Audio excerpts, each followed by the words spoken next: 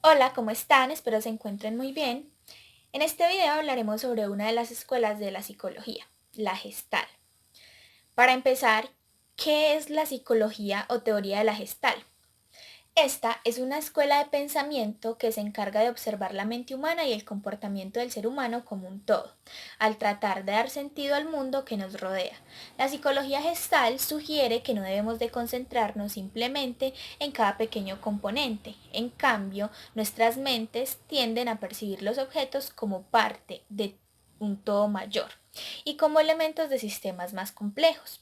Esta escuela de la psicología jugó un papel importante en el desarrollo moderno del estudio de la sensación y la percepción humana.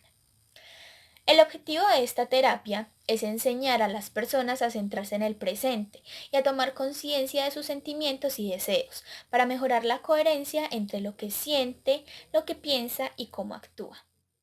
Esta se define como una terapia de acompañamiento, en donde la persona tiene las respuestas dentro de sí y el terapeuta únicamente es un acompañante, una vez que le ha enseñado las herramientas de toma de conciencia y de responsabilidad sobre sus sentimientos. Todo ello como parte de un proceso de autodescubrimiento y crecimiento personal. En esta terapia se prefiere usar el término cliente y no paciente, ya que un paciente es alguien enfermo que va a que otro lo cure, mientras que el cliente es un término más neutro, el cual solo indica que es alguien que acude a la consulta del terapeuta. Ahora que ya sabemos qué es, pasaremos a hablar de su historia y cómo nació.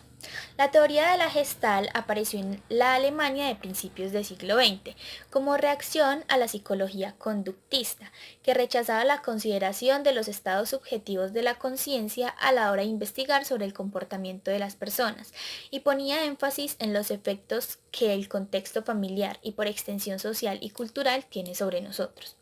A diferencia de los conductistas, los investigadores que se adscribían a la teoría gestal se preocupaban básicamente por estudiar los procesos mentales que por aquella época se consideraban algo fundamentalmente invisible, al no existir herramientas para llegar a conocer bien lo que ocurría en el cerebro.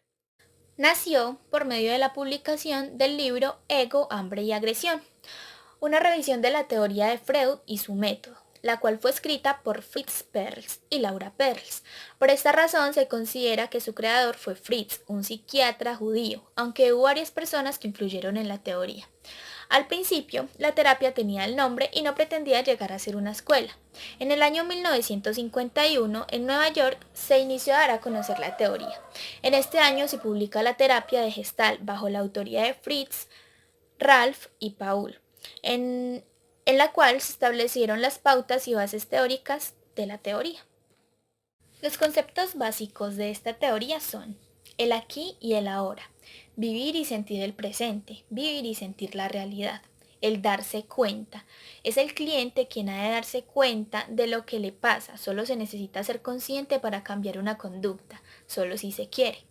Aceptar lo que uno es, no buscar ídolos, no aceptarlos, deberías ser responsable de los propios actos.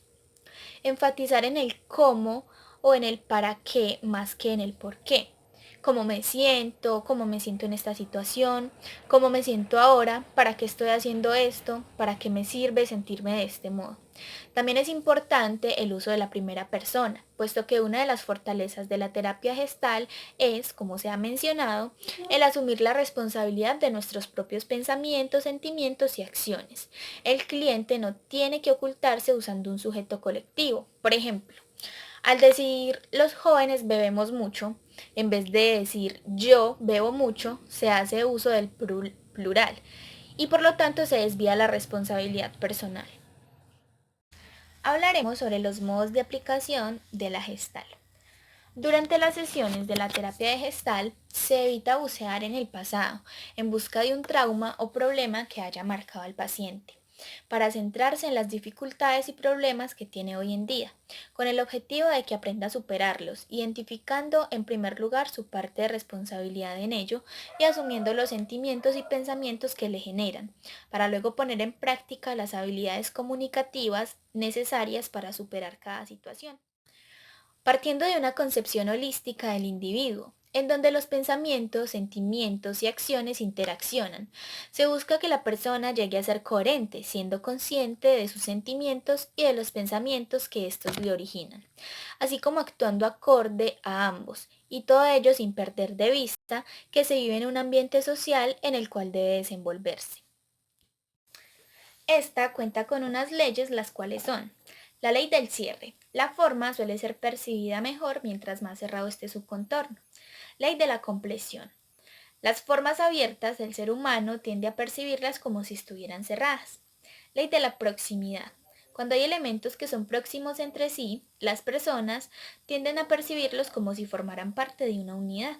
Ley de la similitud. Si encontramos los elementos similares, entonces los percibiremos como si tuvieran la misma forma. Ley de la continuidad.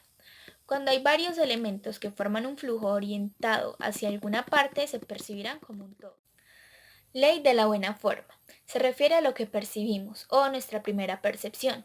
Buscar aquello más lógico, con más sentido y más sencillo de entender en función de nuestras representaciones mentales. La ley de la figura fondo. No tenemos la capacidad de percibir una misma forma como figura y a la vez como fondo de esa figura. En este sentido, el fondo es comprendido como todo lo que no se percibe como figura. De la Gestal aprendí que debemos hacernos responsables de lo que esté sucediendo con nosotros mismos y con ayuda profesional poder encontrar ese camino que nos llevará a la solución de lo que nos pueda estar atormentando, ya que si así lo queremos, la respuesta estará en nosotros. También pude ver que todos tenemos la capacidad de ver las cosas de una manera distinta y por esto deberíamos aceptar todos los puntos de vista. Y bueno, eso fue todo. Muchas gracias por ver este video. Les deseo lo mejor siempre.